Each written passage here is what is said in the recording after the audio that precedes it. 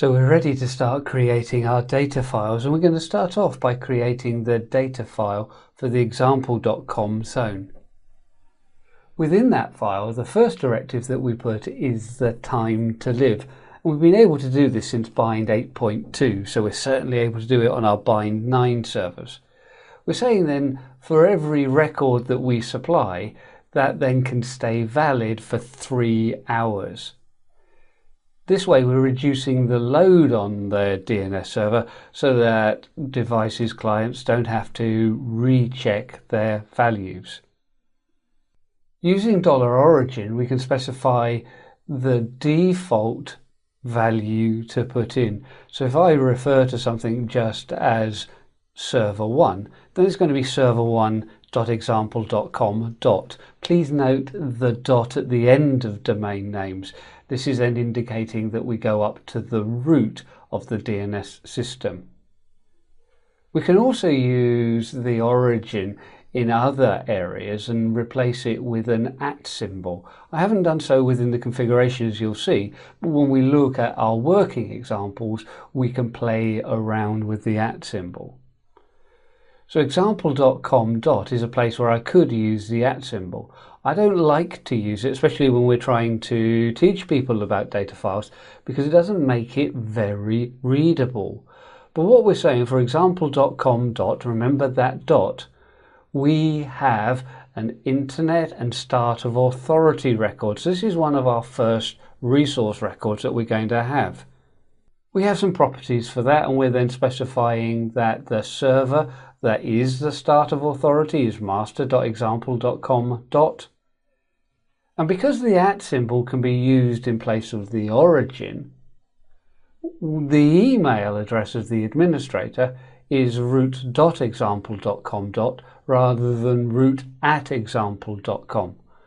Now, this does mean that we can't use dotted names like Andrew.mallet. It has to be a single name such as root. But that's an email address that we're looking at, root.example.com. On the slide, the next line has just wrapped around, but this then should be a continuation. So the opening parenthesis should be just a continuation of the first line. This allows us then to write the start of authority record across multiple lines. The values that we're putting in now are mainly for our slave servers. So the serial number, and we can do this in year, month, day, and then a 2-digit serial number. This then indicates the changes that we make in each day. The refresh interval, how often the slave server should replicate. A retry interval if they're unable to replicate at that time. And then when to expire, we're putting 1 week here if we're unable to contact the master server. The negative TTL we're setting to 1 hour. So a little bit like the TTL at the top, but we're specifying that if you get a negative response from this server, then keep that negative response for 1 hour. So we don't keep then looking for mickeymouse.example.com if it doesn't exist. We close our parentheses, and this does need to be on a new line, not at the end of the negative TTL. The semicolons here are acting as comments for the rest of the line, so of course we wouldn't read the closing parentheses. We're continuing in the same data file, but just looking at the other resource records now. And we're adding in then a name server. We're going to begin just having the one name server.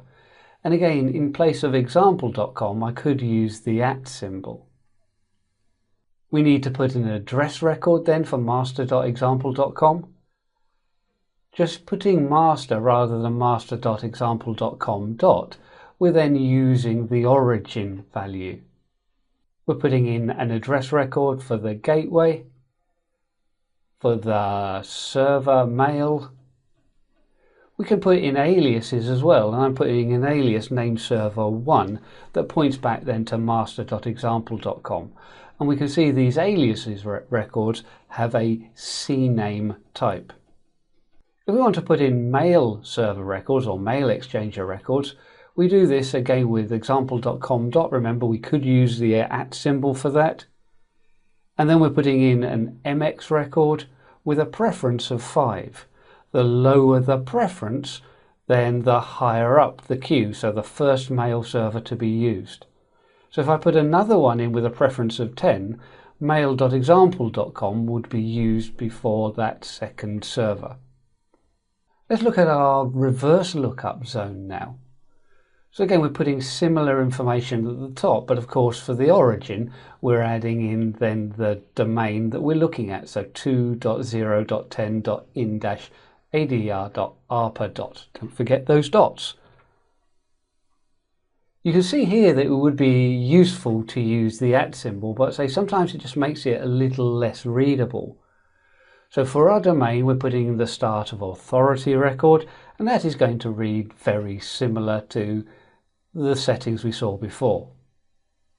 The name server is going to be master.example.com, and then we're putting in our resource records, which are going to be mainly pointer records. All of these are start of authority, the name server, the PTR records are all resource records, but of course the main resource record that we're going to have in a reverse lookup zone are pointers. We just use then one, and then we can append the rest of the domain. 2, 4, etc. With both of these saved, we need to check the ownership of the file. If we're creating it as root, we probably need to change the group ownership through to bind. We can run through our checks and of course then fix any errors. So let's look at doing this on our server.